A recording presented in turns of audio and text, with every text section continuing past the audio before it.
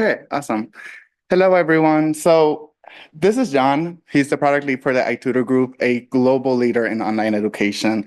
He actually led the deployment of AI-powered recruitment software that just to reap the benefits the AI can provide.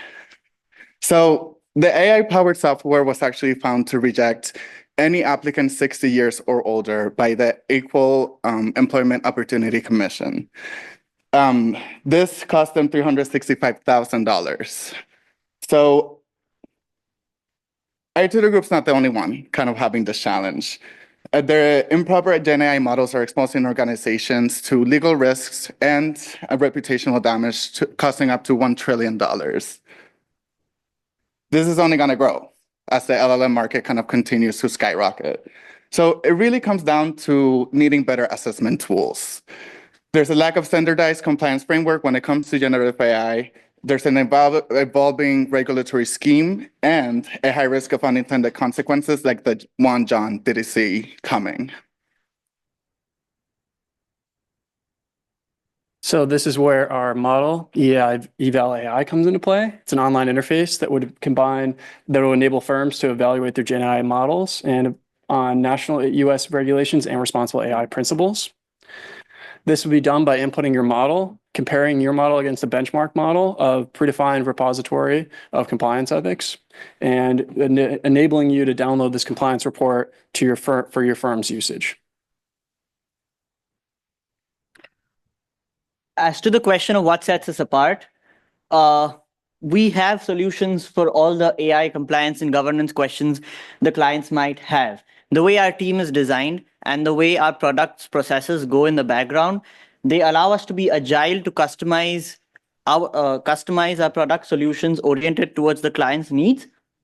And it allows us to be agile in terms of accommodating newer benchmark regulatory models that keep coming up as the AI space and compliance risk frameworks evolve over time. I think the biggest win that EVAL-AI brings over all of the other competitors you might see here is the idea that the core of our product and the core of our team, the heart of our team is in policy. None of the others have that sort of background, whereas we come in with a policy focus and a policy motivation to solve technical questions, and which gives us which makes us believe that we have heart in solving for the problem and not for the profit. And that's I think the best positioning EVAL-AI has over the others in the space. Great. So you've heard a little bit about our product, and we'll talk about the business part of it all. So we've identified 3 target market segments, but for the sake of our initial scope, we're really going to focus on regulated enterprises. This is because it makes up most of the market share. The number keeps growing, but also because these industries have a lot more to lose.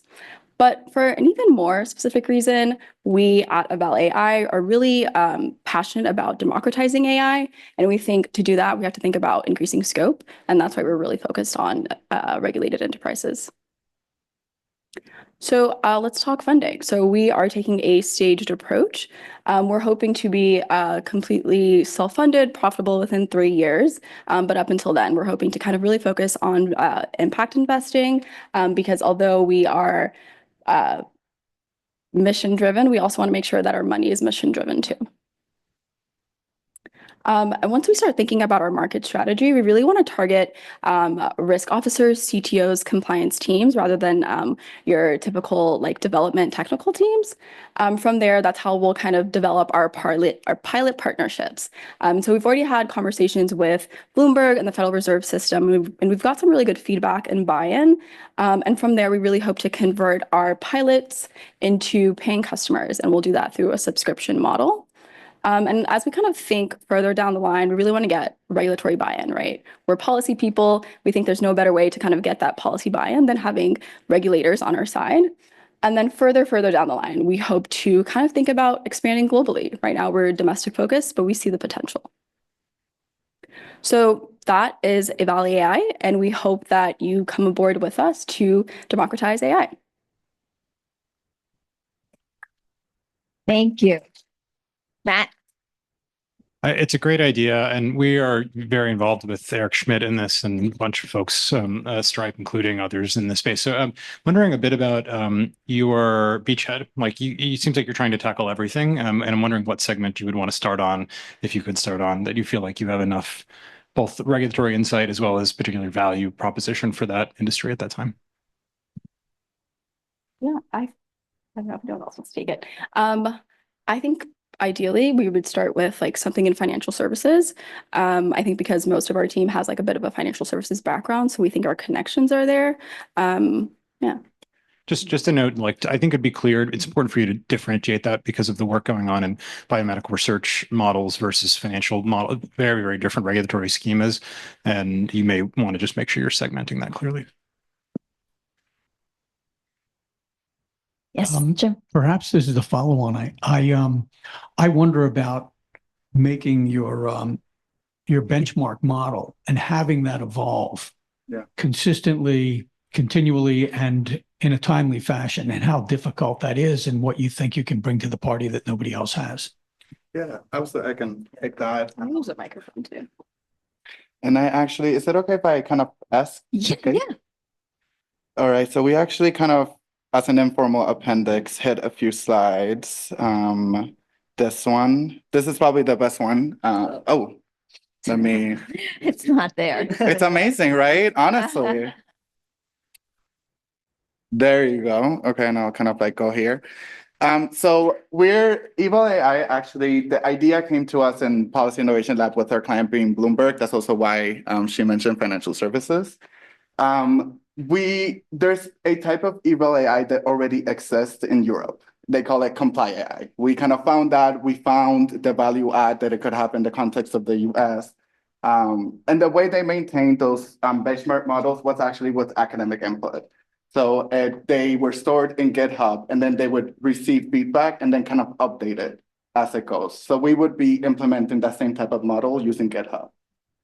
Does that make sense? Yeah. All right, thank you. Exactly, exactly. Great. Yataki?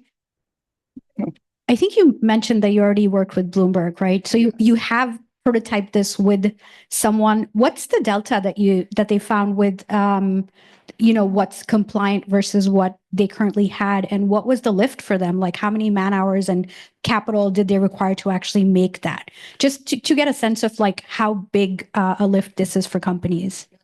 So they didn't actually kind of like apply the product. What we ended up building was a type of Figma kind of fake website.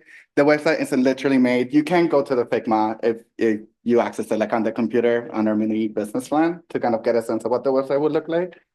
But yeah, they had a lot of buy-in. They really liked the idea, but it wasn't something that we have necessarily kind of implemented technically. All right. Thank you so much. Thank you.